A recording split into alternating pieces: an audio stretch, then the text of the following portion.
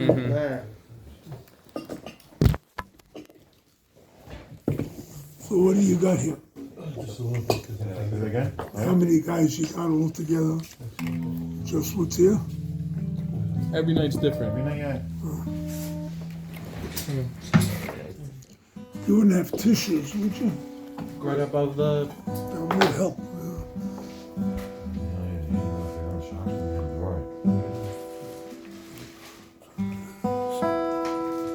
You're related to is Bobby Rosenberg? Yeah. Is he a son-in-law? But Shemesh, huh? Is he? Well, I guess. He's a guy I know about 50 years, Well, right? I knew him in Brighton yeah. I know him. before he Yeah. got married, Wow. right? When he was still with the JDL. Yeah. Where does the rabbi live? I'll ask him when I see him. I said, my name is Chaim, not Rabbi, not Rav, not Reb, not Chaim. That's how they called me at the birth. They didn't add anything else. Okay? I live in Beitar now. I used to live in Yerushalayim here in Ezra's Torah. But my wife are the and good I old are older than you guys.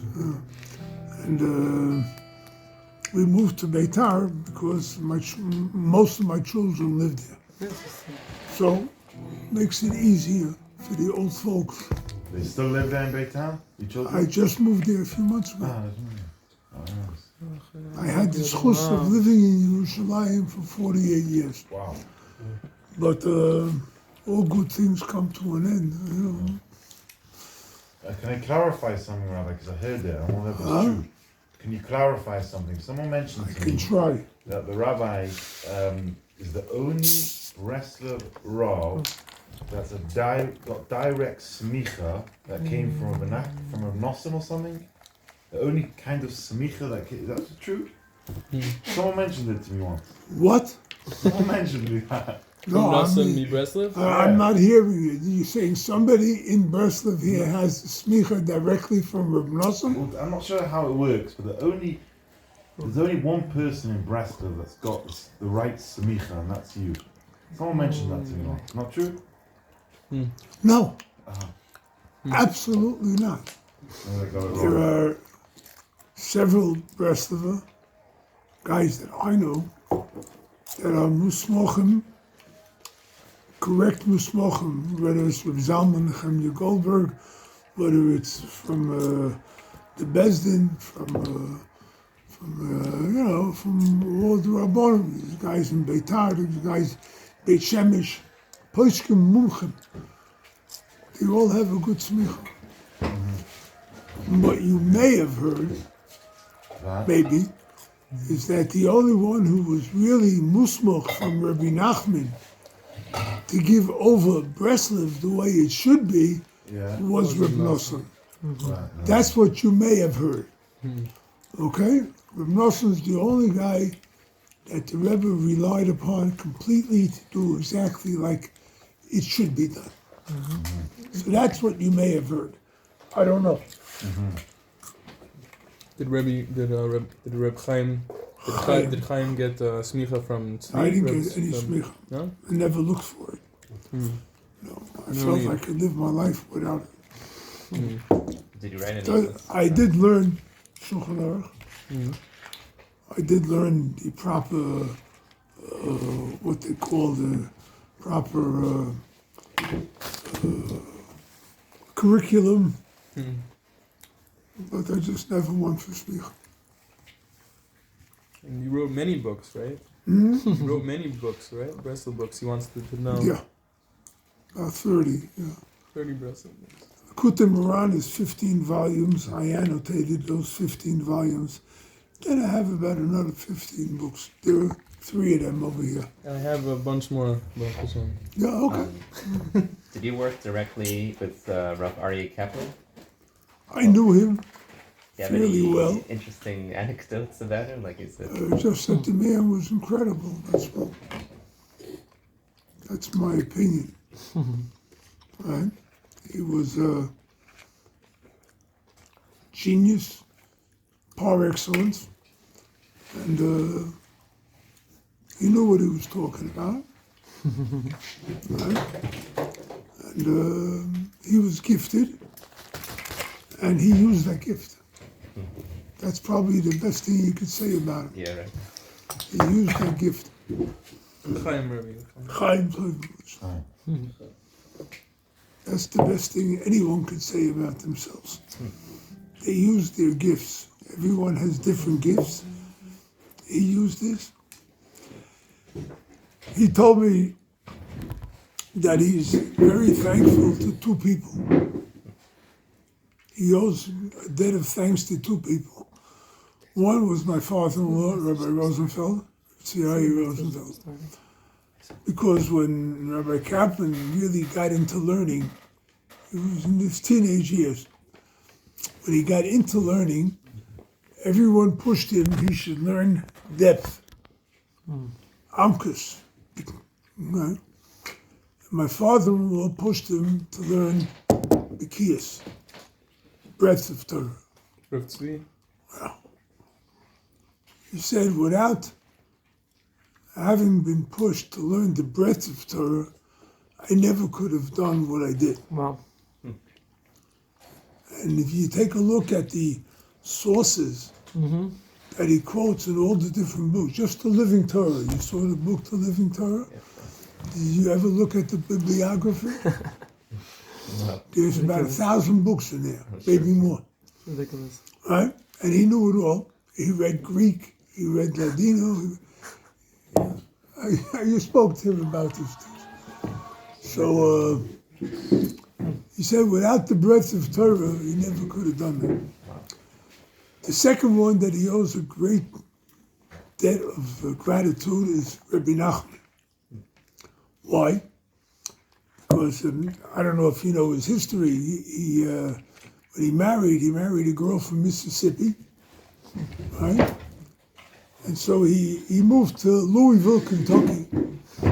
He was the Hillel director in Louisville, but that was nothing.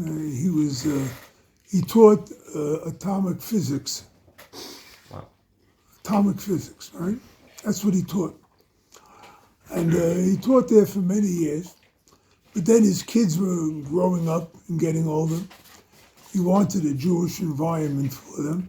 So he moved to Albany, New York. And he was Hillel director there, and he taught atomic physics, nuclear physics. He taught it there too. After a couple of years in Albany, he felt it's not enough Yiddish for his kids. His kids were then, I think he had then about 7 kids. The eldest was 10 or something.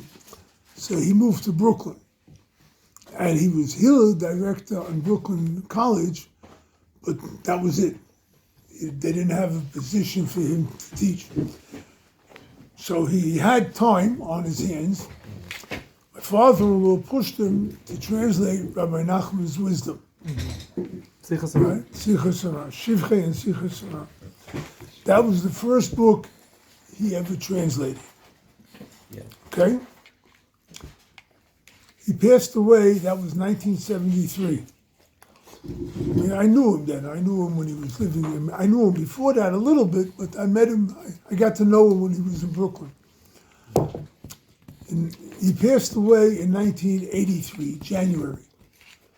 10 years from the first book, and he did in those years over 50 books. 50. 50. That's crazy. Yeah. I know. He did over 50 books in those 10 years. Wow.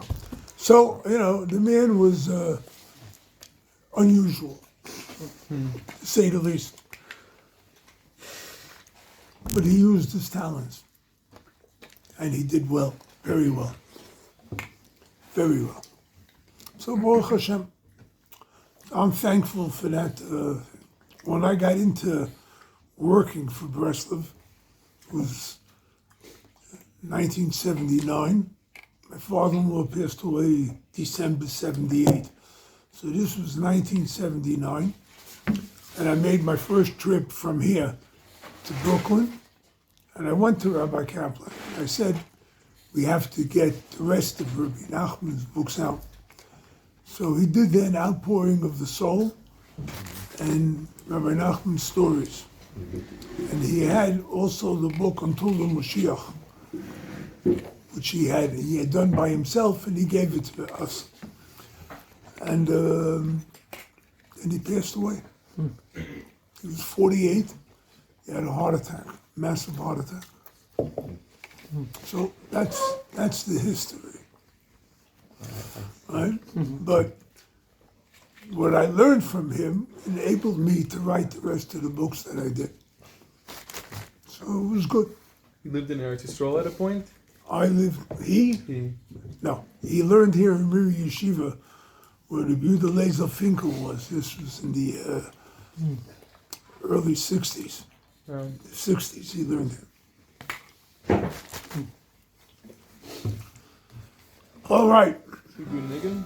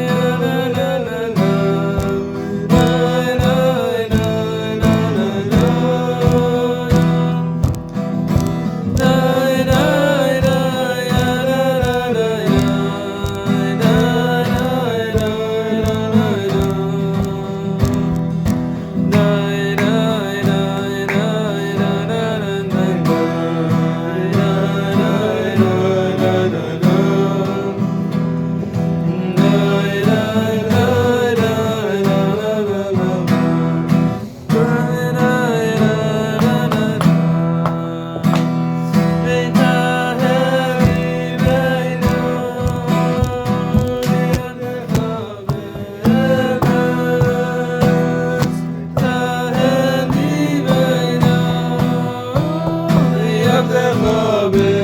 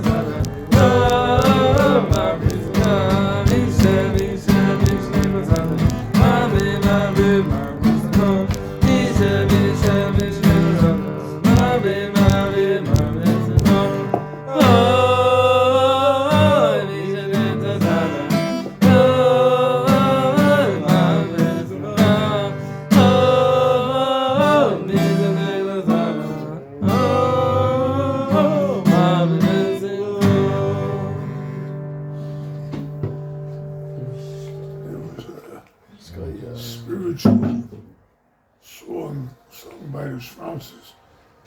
Like Did you send a bushel of cotton, something like that. Forgot the words. it? Right. Not a Jewish song. Not a But Jewish that's the song. same nigga. Picking cotton. Picking up a cotton. Yeah. Okay, how do you guys want to handle it? You can, our first time, you can either ask whatever you want, and I mean whatever you want. We'll try and answer it. Or you want me to give you some highlights of what Rabbi Nachman teaches. Then we could open the floor for questions. Whatever works for you guys will work for me. I think that's good. Just you share something and then we ask questions afterwards. Okay. Some highlights. Maybe a story. Okay. This week's parsha, Kisisa. It has a very interesting story in there about Moshe Rabbeinu going up to heaven, and the Bnei Yisrael, or rather the Erev Rav, decided to make a golden calf. Right? What did they say? Kum Aselanu Elikim, go make a god for us. Kizeh Moshe Ho'ish, this Moshe that took us out of Mitzrayim, we don't know what happened to him. He disappeared. He went up to heaven. He was supposed to come down 40 days. They counted 40 days, but not full 40 days. They were supposed to wait for the next day. They were impatient. So they forced Aaron to do something for them. Hur, Moshe Rabbeinu's nephew, Miriam's son, fought with them. They killed him. Right? No. Right? So Aaron realized there's a dead guy in front of him, and if they kill him, what's going to happen? So he took the gold and he just threw it into the fire. And the Zohar says he took the gold and threw it into the fire. Had he put the gold down first, cast it in the earth first, and then picked it up and threw it, nothing would have happened. But he threw it right away into the fire. And then the Mechashvim, the magicians from the Erev Rav, made a golden calf, and it got everybody in trouble. Okay? We're all on the same page. This is what happened. This is what the Chumash tells us. He would have threw it with some dirt, or just stopped. He would have threw it with some dirt, or just He would have just putting it threw down? it. No, he took something. Right? Were you ever tempted? Here's the point. Were you ever tempted to do something and you did it right away? Yeah. Yeah. I mean, I can tell that about everybody, but okay. Right? But point is that, did you ever push off the temptation, even if just for a few moments, and then you did it? There's a different taste in it. Temptation, I give into, I succumb, okay, I got it. they would have waited one more day. If they would have waited one more day. Wait one more day. But if Aaron would have taken the gold and cast it down right away, right? He resisted temptation, but then he threw it in, right? If he would have resisted it first, it wouldn't have had the same effect, right? In other words, whenever you're tempted, just try and push it off, and if you merit to push it off, it'll be a lot less of an avera. Simple as that. Or you won't do it at all. Or you won't do it at all, right? That's the optimum. But human beings aren't the optimum. Amen. Okay, let's put this in perspective. On the 6th day of Sivan, Shavuos, the Jews received the Torah. They stood at Sinai, and Hashem came down. It's called the revelation, right? Hashem came down and revealed himself to Klal Yisrael. Now you saw God.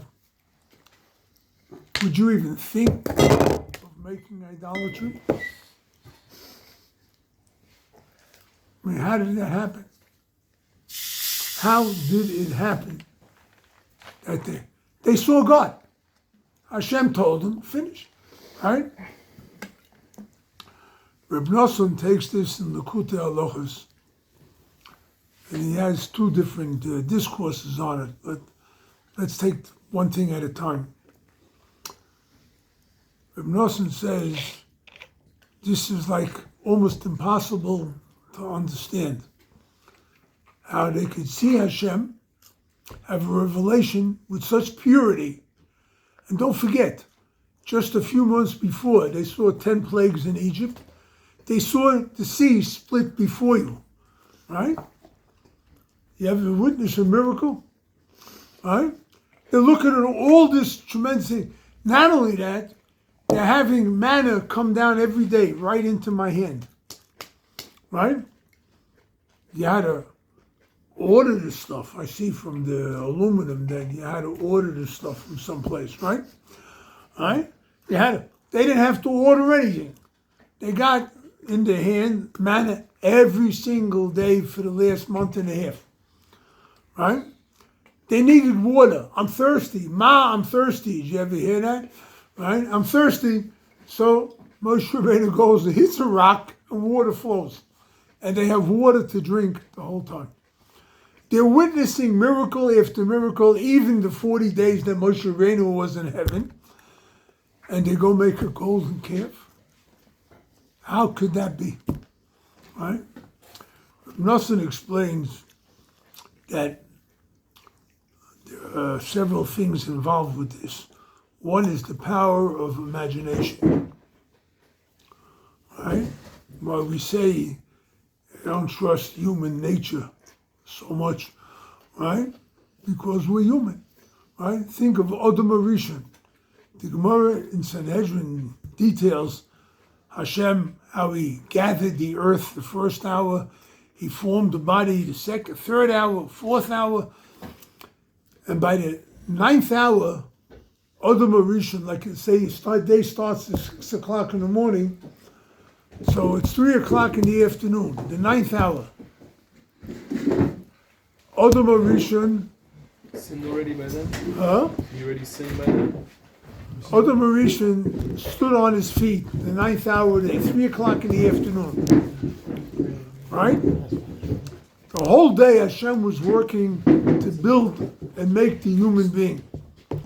He made the human being, and then the 10th hour, 1 hour he didn't last. He ate from the tree. Imagine that. Hashem is forming him, working him. Hashem put his own power into him. Human nature, what it is, doesn't allow the person to be a tzaddik. You got to work on it. So Nosson says the power of imagination, the power of free choice is with a person 24/7. 24/7. And you've got to learn to control it. You've got to learn, do what you want to do, but choose good. Since Adam Rishon, we're all hybrids of good and evil. We all ingested. Adam Rishon ingested good and evil. That's what we all have within us. Our mission, if you wish to accept it, is to purify the good, choose the good, and get rid of the evil. That's what you got to do, but you got to work on it. You have to understand that you're susceptible to any kind of enticement that comes up in the world, right? Any kind of enticement. You never know. You never see what's going to be, right? You can never know what you're going to be hit with, and you're going to be hit. You're going to be hit because that's what the Yetzer Hara is. You're born that way. Yetzer Leva Adam Ramin Uruf, the end of Parshas Bereshis, right? So that the person has a battle his entire lifetime with the Yetzer Hara, who is very well equipped to do what he wants to do. So they could see Hashem, they could witness all these different miracles, literally, unnatural things happening to them, beautiful, wonderful things, and you can still err and make a terrible mistake in your life. That's one of the lessons that Reb Nosson brings out about the golden calf, right? They didn't look for it.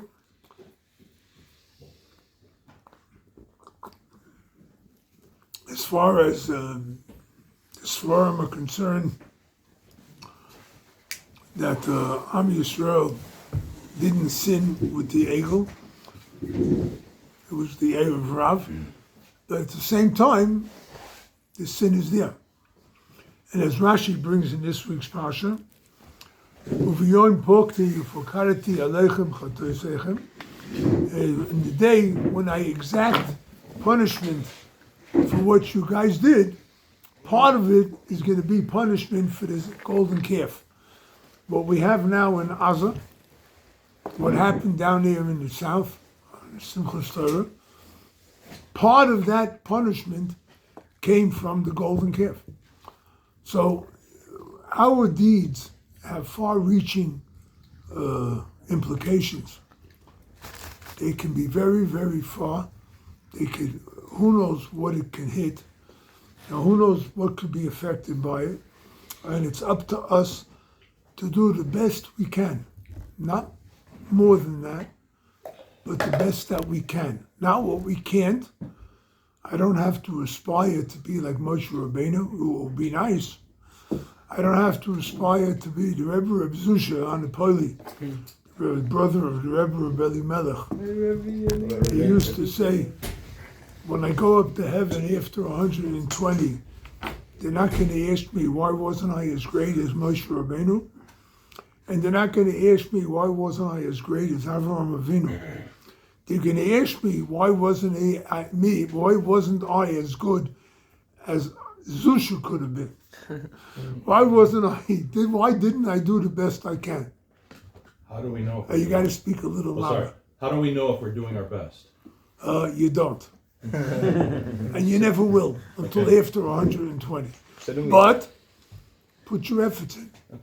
It's your efforts, right? The oldest Svarim bring that after 120, you'll be rewarded according to the effort that you put into it. You have a guy who's got an incredible brain. He can pick up a block of Gemara in a few minutes. And you have people that sit and struggle over a block of Gemara. It can take them a couple hours, right? It has nothing to do with, Hashem is the one who gave you the brain, right? You're the one who uses your time and effort to put into it. So you just do the best you can. Do what you feel. I gave it my best. Do you know? No. One of the ways you'll be able to get to know if you did is through tefillah, by davening. Asking Hashem. Rabbi Nachman always speaks about his poidudus. Hispoidus means boded, from the word boded, which means alone, privately. Sit by yourself and speak to Hashem. Ask Him to help you. That's what the Shmoneh Esrei is all about. Shmoneh Esrei covers everything that you come across in life. And you say it 3 times a day. But does it flow from your heart? Does it? Sometimes. Did you ever try it? All right? Most of the time they tell us about Rav. He went over to a guy after davening, Shalom Aleichem. And the guy looks at him, Rebbe, I've been here the whole time. What do you mean? He says, yeah, well, but when you were davening Shmoneh Esrei, you were thinking of the business you did in Leipzig a few weeks ago, right? So you weren't really here. Right? And how many times does our mind wander during Shmoneh Esrei? Or specifically during Shmoneh Esrei? But that's another discussion. Shouldn't we strive to be like Rabbi Nachman? Mm-hmm. Shouldn't we strive to be like Rabbi Nachman? Kamani Mamish? It would be great. Rabbi Nachman said, I want to make you all tzaddikim just like me. Right? You think you got a chance? Rabbeinu said he could, you know? He said he wants us to be that way. Right? Do you think you got a chance to be like him? Yes, If you want it. but not the same way. Not on his level, on your level. He did the best he could. He got to where he got. Right? Now, what are we doing? Right? Did you ever waste a minute in your day? Okay, let's not discuss it. Right? So you can never be like anybody else anyways, because I'll never have his brain, I'll never have You'll him. never have, that's Even exactly if I copy him, I'm not him. Lesson 34 in the Kuta Moran, Rabbi Nachman speaks about that. You have your positive characteristics. The other guy has his. You cannot be like him, he cannot be like you. It's a Gemara in Tainus. The Gemara says over there that Rava used to get Shalom Aleichem from heaven every Erev Yom Kippur. Abaye, right? Abaye and Rava. Abaye used to get Shalom Aleichem every Friday. Rava felt very bad. He says, how come he gets every Friday and I get once a year? Right? The Gemara says that heaven told him that you need your merit to protect all the people in your city. One guy protected the entire city. Right? Abaye used to get Shalom Aleichem once a week. There was a doctor called Abba Umana. He used to be what they call a bloodletter. You know, they donate blood, right? He used to take blood. He used to get Shalom Aleichem every day. So Abaye felt bad compared to Abba Umna. Here's Abaye, the Rosh Yeshiva of the world, right? And here's Abba Umna, a doctor, right? Abaye felt bad. They told him, you can't do what Abba Umna does. You can't do it. And that's what the Gemara said, that's what Rabbi Nachman brings out in that lesson 34, if you want to study it. He says, you have a good point that nobody else has. Nobody else has. And the other person has a good point that you don't have, right? You got to develop your point. You got to learn from the other guy to try and do good things like he's doing. But your points, you're the one who has to develop them, nobody else. Okay? And that is done through his poitedus. When I daven to Hashem, what the H am I doing on this planet? What am I doing here? What am I doing with my life? What have I accomplished till now? And what's going to be the rest of my life? Right? Do I want to get married? Right? Although I can tell a joke, yeah. Sure. Right? There's a guy who came to his Rebbe. He said, Rebbe, I feel that I want to live eternally. I want to live eternally. You have any ideas for me? Any advice for me? He says, yeah, get married. He says, and if I get married, I'll live eternally? No, you'll understand you don't want to.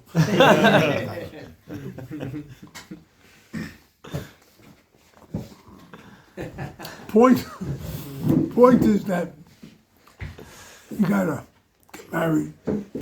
You want to daven with kavanah. You gotta go out and work honestly. I don't want to cheat. I don't want to steal. I want to do the right thing. My neighbor needs help.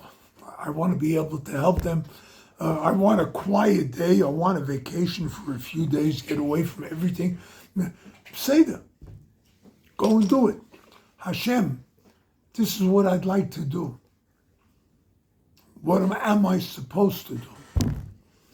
When you do that, when you bring Hashem into your life, more so, when you bring Hashem into everything that you do, Hashem, what am I supposed to do now? Right?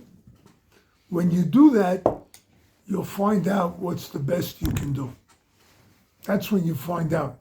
Because you've brought Hashem into the equation. Right? Okay? So when you do that, that's great. Okay. Rabbi, is our tafkid, Chaim, Chaim, is our tafkid to do what we're good at, or to figure out what we're bad at and work on it? No, the tafkid is to do what you're good at. Right? Rabbi Nachman speaks about that. Chaim Marani says, there's a pasuk, you say it every Shabbos morning, or if you say Tillim, you can say it more often. Sur me'ra va'asei tov. Veer from evil and do good. Right? Most Muslim Sforim will tell you that you have to veer away from evil. That's your first step. Veer means ignore? Turn away from. Does that mean ignore? Or recognize it? Does that mean... I can't hear, I'm sorry. Turn away Does from? veer mean... Veer means go away from. Go away mean don't even recognize No, it? yeah, recognize it, steer away from it. Don't Right? spend too much time on it? Like, shouldn't a person want to know the things that trigger him and his bad traits? Hold on.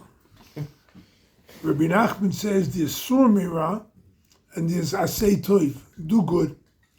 If you learn to occupy yourself with good, the evil will automatically fall away. Just occupy yourself with good. I thought the opposite. Huh? I thought that when you do good, the Yetzer Hara comes even stronger. Yeah, he becomes stronger, but then you become stronger because you have the good in you. You're developing that good.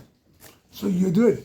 A kid, you can't expect them to do a lot of good things, right? Well, at least not if you're a normal person. You don't expect a kid to do everything good, right? But the more you do good, the more you develop the good that's in you. And every person has good in them, right? So we'll take a Gemara for an example. It's an amazing Gemara. Gemara in Shabbos. You say it in Kaparos and Erev Yom Kippur. Im yesh olav malach melitz echod mini olav.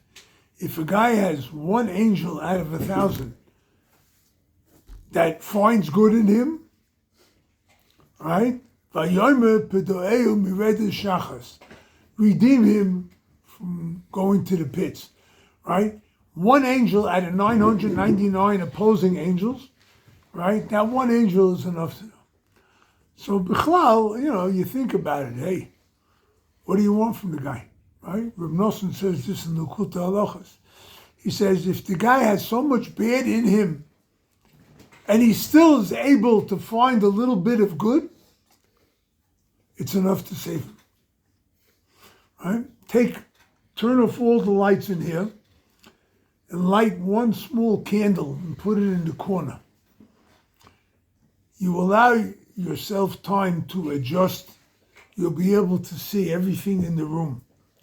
It will be difficult, no question, but that one little candle in the dark room, ma'at min ha'or, a drop of light, it pushes away a lot of darkness. So if you find even one little good point in yourself, you've got enough power to defeat 999 opposing angels. The more you develop that good, then you have 999 bottles of beer on the wall, right? You got, right? One of them, Each good thing you do, you knock down bad. Sur Mera, why? How? Asay Tov. You do good. Occupy yourself with good. Just think of something good to do. One of Rabbi Nachman's major lessons, perhaps his most major lesson, it's the only one in Likutei Moharan that carries an advisory, lesson 282, a Zamra, carries an advisory to stick to the good, find the good, look for the good, search for the good. And simply put, I explained it this way. If you are always searching for the good, if you're always searching for the good, then your mind is focused on good. Excuse me. Even if you're not really doing something positive. If your mind is always searching for good, then your mind is focused on good. If you're going to look for the shortcomings, you're going to look for the negative characteristics, you're going to look for something wrong with this, with that, and the other, so then your mind is focused on evil. Very simple, right? Focus on the good, think of the good, look for the good, search for the good, and you'd be amazed at how much good you really have within yourself. One thing, two things, 20 things, 100 things, you can find 1,000 things too. Okay? Let's go further with the golden calf. Right? Another lesson in the Likutei Halachos, Rabbi Nosson speaks about, they made a golden calf. Why? Ki zeh Moshe ho'ish, this man Moshe, we don't know what happened to him. We don't know what happened to him. Let's go Rashi, the end of Parshas Vayelech. The end of the Parsha, there's a pasuk. Moshe Rabbeinu is telling the Jews, Ki yadati, I know, Achrei Moisi, Ki hashchesh tashchisun. After I die, I know you're going to do wrong. After I die, you're going to do wrong. Hashchesh tashchisun. Right? Rashi says there, it's Gemara, Medrash, says, but all the days of Yehoshua, there's a pasuk at the end of Yehoshua that says, Vayavoid ha'omes Hashem kol yemei Yehoshua.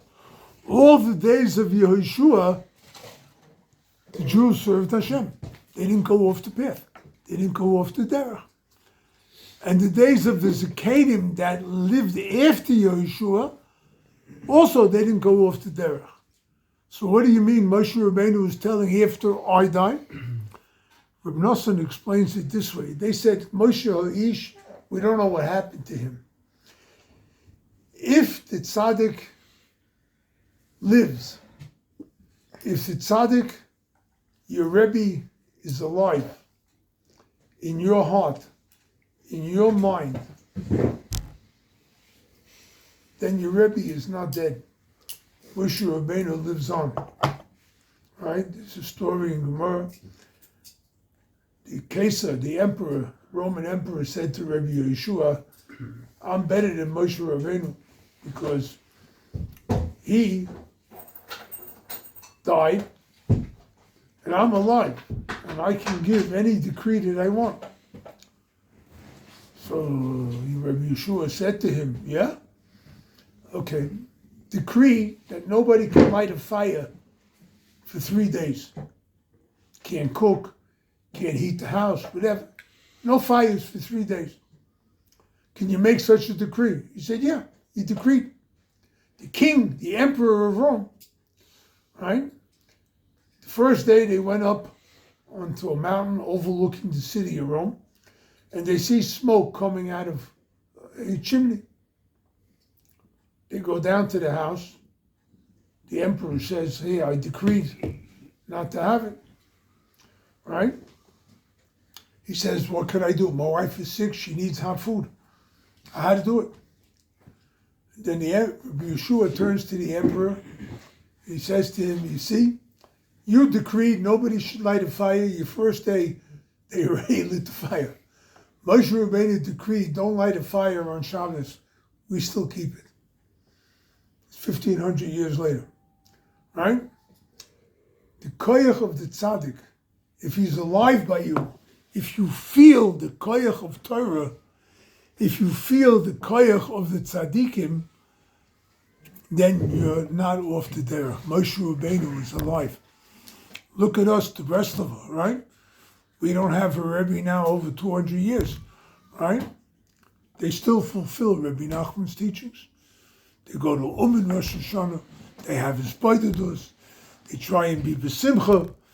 They do what Rabbi Nachman teaches, right? He's alive to us, right? They used to call the Breslover the Toita Hasidim, the dead Hasidim. It was a derogatory term used in Poland. They called the dead Hasidim. And they used to answer the Breslover, better to have a dead Rebbe who's alive than a live Rebbe who's dead. Right? But take a look and see the koyach of what a tzaddik can do. The Chofetz Chaim is not here, right? It's almost 100 years, 90 years, right? The Mishnah Berurah, everybody's into Mishnah Berurah. The halacha, the Chofetz Chaim is the halacha. He's alive, right? And so on and so forth. You go to the Baal Shem HaKodesh, you go to all the tzaddikim, you go to the Ari HaKodesh, and so on and so forth. The Gemara is alive. Abaye and Rava, we mentioned them earlier, right? Rabbi Akiva and so on. So the idea is, do I believe in the tzaddikim? Do I have faith in them? That they are our true leaders? Are they our true leaders? Yeah. I can't believe in the government. I don't trust them for anything, right? I can't. I just can't do it, right? I was great when I was a kid. The voting age was 21 in America, right? Well, tomorrow they have elections here for mayor, right? Okay. Anyway, I was 21 when I can go to my first election. It was 1968. I voted 68. I can make a difference. I voted 69. I voted in 1970. That was the last year I went to the polls. Right? I said to myself, I walk into the poll booth. I have a pile of dung, a pile of dung, and a pile of dung. Which dung do I prefer? And I stopped voting. That's personal. I tell my family they should vote. You know, you never know. One vote could make a difference, but I just can't do it. I can't walk into the polling booth and choose dung. And I don't care if they're non-religious or they're religious. You're a politician. It means you're not with the MS. You can't be MS because you owe something to somebody, how you got into your job. So you can't be MS. It's just automatic. So whatever the case is, the point is that you have to choose wisely. You have to realize who the real leaders of Am Yisrael are. They're the true tzaddikim. The true tzaddikim. If I were to rely on Biden, did you hear the guy Joe Biden? You heard of him? Or Trump, right? They, when he first ran, they took off the T from his name, right? Whatever the case is, I mean, they're two, one's senile and one is a maniac, right? This is what's going to lead America. These are not leaders, they're followers. They follow what the polls say, right? They follow what the polls say, right? Netanyahu and the rest of the garbage, they're all the same. They follow whatever the polls are going to say, that's what they do. A leader is a tzaddik. Why? Because he has Torah Mishamayim. He's able to take Hashem's word and translate it for us to understand. If you learn the Sfarim of tzaddikim, whether it's the Mishnah Berurah, whether it's the Chayei Adam, the Kutum Aran, if it's the Tanya, whatever it is, Vilna Goyen, whatever. You're learning from the tzaddikim, you're learning from true leaders. That's it. Okay? Now, What about I can go further, or if you have questions. I think I'd rather open the field to questions. for some shel sheker? I told you I got it. Yeah, for Oh, you some- weren't here. I have hearing loss. I do. So, loud So, and clear. for some shel sheker, the people that publish themselves that are Jewish, that Rabbeinu says could potentially be more dangerous than Yes. people that are obviously. Rabbi Nachman said, I have fear of two groups of people. One is doctors, and one are the Mufusomim Shel Sheker, the false leaders. Right? He said the Yetzer Hara, the Malach HaMovis, the Yetzer Hara and the Malach HaMovis and the Yetzer Hara are busy. So he's busy the whole day. He's got a world, 8 billion people. Right? Could you handle 8 billion people in one moment? Right? So he puts up these false leaders, and they're the ones that people look up to. Oh, yeah. Deepak Chopra. That's his name. Deepak Chopra, did you ever hear of him? Right? Or in my day, they had a guy, Ram Dass. Oh. You remember Ram Dass? No. He was a Jewish guy named Kaplan. But he called himself Ram Dass. He made a whole following and whatnot. Rahman al-Islam. And you have the Moonies. Did you ever hear of the Moonies? Right? You guys maybe are Zoicha. You're too young to have heard of this crap, but right, whatever. But they have people. There was a guy, he was a Jewish guy, his name was Yoshka, right? A false leader, right? He was a mamzer, right? A real one, right? And a false leader. Look what he did. Was? Huh? He was? He was. He was a leader. I thought he was also, he was a Tana. Oh, he was in the Torah of Tanoim. He could have been a Tana. He was a Talmud of Rabbi Yeshua ben Parachia. Yeah. Right? That's in the early days of the second base of Mikdash. He was one of the Right? close Talmudim. He could have been. Yeah. He could have been, but he became a false leader. Right? Now, you want proof? Right? Christianity is called the religion of love. Right? You, as a Jew, how much love did you have from them?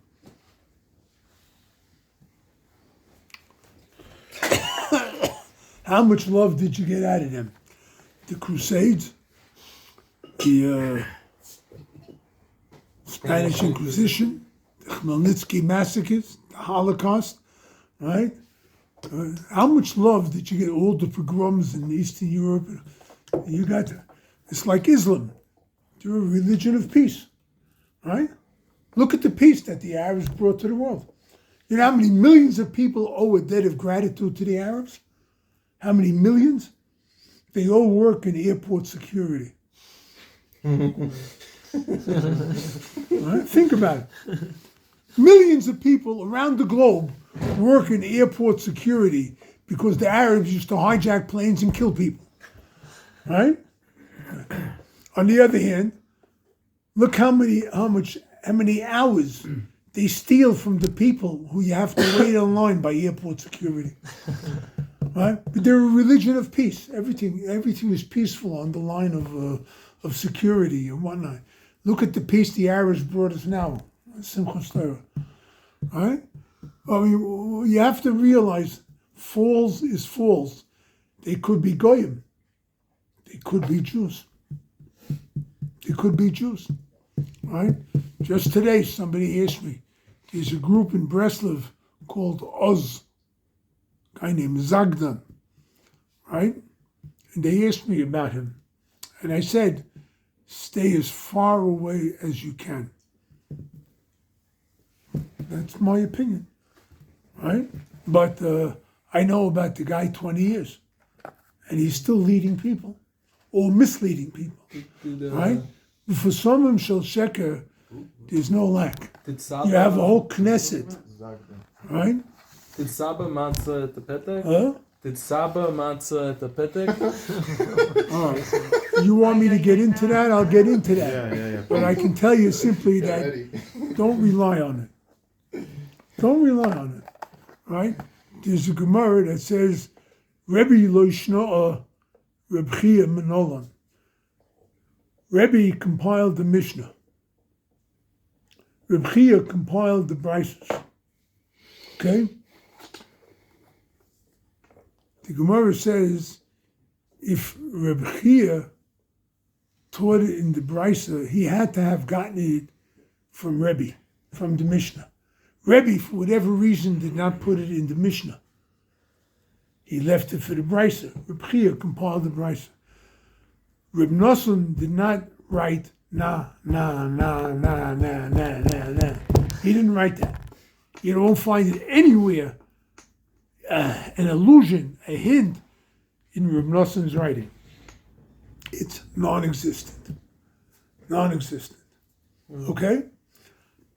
Now, who am I? Take your necklace off. Reb Shel Berodessa was a big Talmud Chacham. It was Elech Yid, right?